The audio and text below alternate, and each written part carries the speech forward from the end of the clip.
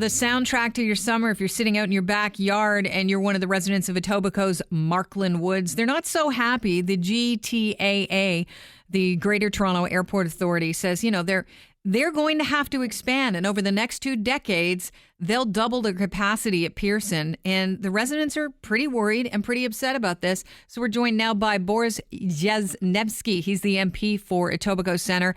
So residents of Etobicoke's Markland Woods, they're not too pleased about the idea that, Pearson's future growth plans mean that the capacity is going to double over the next 20 years. Give us an idea of the amount of airplane traffic your constituents are dealing with. Well, you see, most of the traffic goes east-west, and those are the preferential runways, as was set in the land lease for the GTAA, which is supposed to be a non-profit arm's-length corp. They only fly north-south, or are supposed to only fly north-south over mature established neighborhoods that precede that agreement and were there prior to all this busyness at the airport. And it was specifically done, and those runways were built for emergency purposes when there are crosswinds, or for some reason they can't use the east-west runways. Mm-hmm. And what's happening now is the airport is looking to expand, double the passenger load, double its cargo, which mostly tends to happen when it's dedicated planes for cargo like FedEx during the night, which used to be blackout periods. And that clearly will seriously impact abutting neighborhoods, but not just Etobicoke Centre. We're the canary in the coal mine here. It's already impacting on other neighborhoods throughout the city. And the decibel levels might be somewhat different, whereas in Etobicoke, when you abut the neighborhood at 1,000 feet to 1,600 feet, decibel levels hit 70 to 80 decibels. We're talking about jackhammer loud. But even further out, at let's say in the Don Valley area, at 3,800 to 6,000 feet, you can hit the low 60 decibel levels, which also impacts on communities' quality of life. Sure. So this is clearly a concern for Etobicoke, but it's a citywide concern. How frequent are the planes going over your neighborhood? Like, can you give us an idea? Because I know you said the decibel level is really high, but how often is this happening? Well, if you take a look at what they're proposing, it means flights every 20, 30 seconds. Wow. So that would mean you just have constant noise, sort of like living near a highway, except it's a lot louder, and you really wouldn't be able to sit out in your backyard.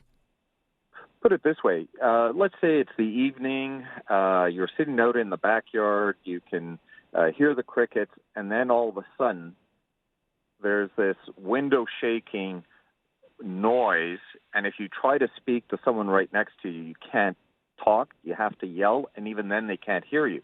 It's just not acceptable, and there has to be public oversight and accountability. Unfortunately, there is no transparency or accountability when it comes to good corporate citizenship with communities that are impacted by noise from the airport. We used to have decades ago a situation where extractive industries, mining industries, used to put effluent into rivers and lakes, figuring there's no cost. Right. And then we realized there's a human cost. It's the same thing. When people are woken up over and over, multiple times, dozens of times in a night, there's a health cost. Mm-hmm. And there's a cost to those neighborhoods. And we've grown to the point we need growth, but most major population centers have multiple airports, New York or London. And if the ambition is to increase business, we need another airport that can take that capacity, because the intention here is to build this mega terminal, hub, envelop all three terminals. Mm-hmm. And it's not just kind of joining the terminals up. This will be pretty much a whole new construction. Well, let's do it in a manner and in a place where it doesn't impact on communities, residential areas. Well, where would that be, Boris? Well, we have a lot of farmland, so around in southern Ontario within easy access. Now, there's two kinds of flights that come in when it comes to passengers. There's regional and also international, but that services Toronto and area. But there's also their ambition is to become an international hub for these long-haul flights from Asia and the Middle East. So if someone's flying from the Middle East to Houston, Toronto would be the hub where they transfer.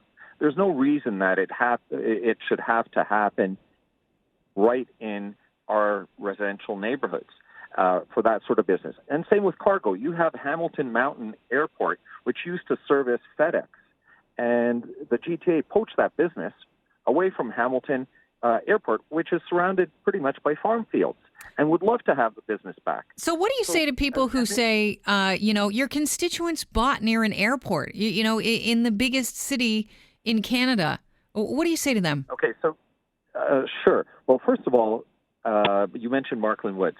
This is a mature neighborhood that predates the construction that we have today at the GTA. That's why the ground lease that was put in place 2 decades ago acknowledged that, saying these north-south runways that they were going to build would only be for emergency situations when there are crosswinds.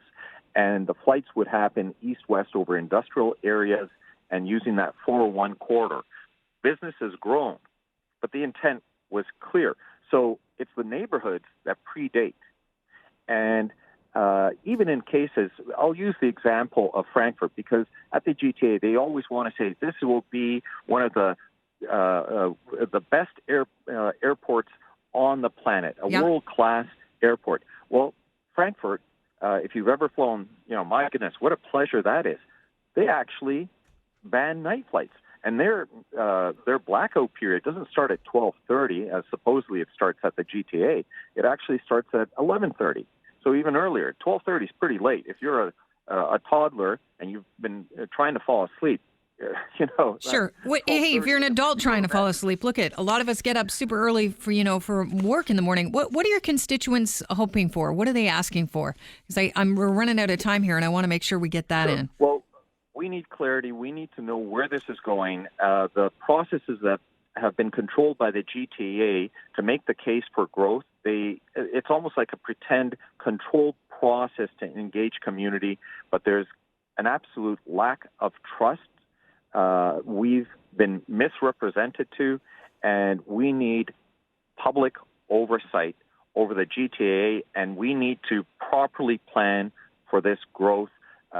This Southern Ontario region is a huge area of population density. We need an alternative. We shouldn't be giving a regional monopoly to the GTA. We need some competition, and we need to plan for this in a way that doesn't impact on the wonderful quality of life that we have here in Toronto. All right. Well, Boris, you've given us a lot of things to talk about and think about here in the next segment, so I do appreciate your time. Thank you so much. Thank you for your time as well. Boris Jasnevsky is the MP for Etobicoke.